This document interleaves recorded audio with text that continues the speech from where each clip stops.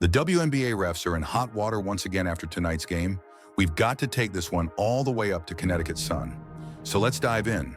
Caitlin Clark was on fire tonight, proving once again that she deserves a spot in the playoffs.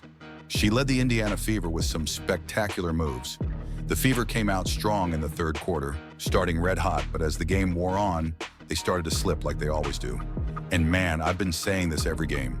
Something's not adding up when that third quarter hits. It's like the coach is out back, eating buckets of chicken during halftime. Whatever it is, it's affecting them big time.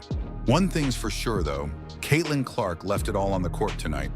The girl was exhausted, but she made history out there. She's only the second rookie in WNBA history after Maya Moore to record 20 points, 5 assists, and 5 rebounds in a game.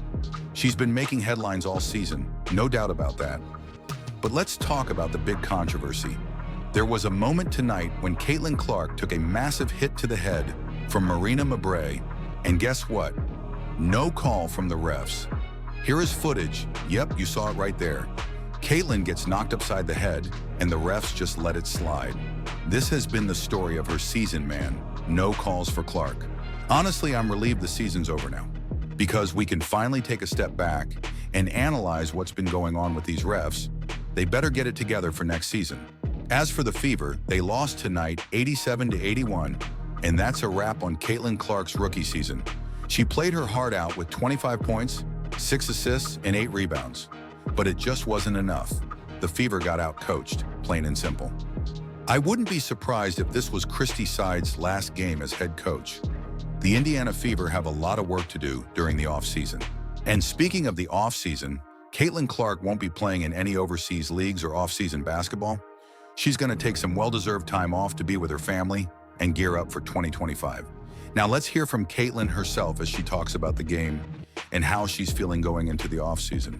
We're a young group, a pretty inexperienced group, but we came together and had a lot of fun playing with one another. And that's sometimes the worst part of it is like you feel like you're really playing your best basketball and then it has to end.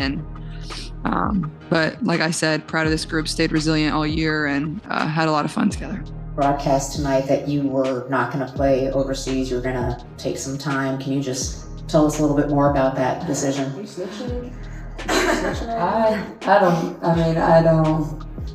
was focused on being a Connecticut Sun. I haven't thought too far down the line. I don't know what I'm going to do tomorrow. I don't know what I'm going to do the next day. So maybe play some golf.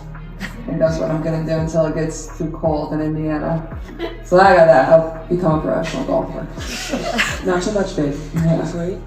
The Indiana Fever definitely left it all out there on the court.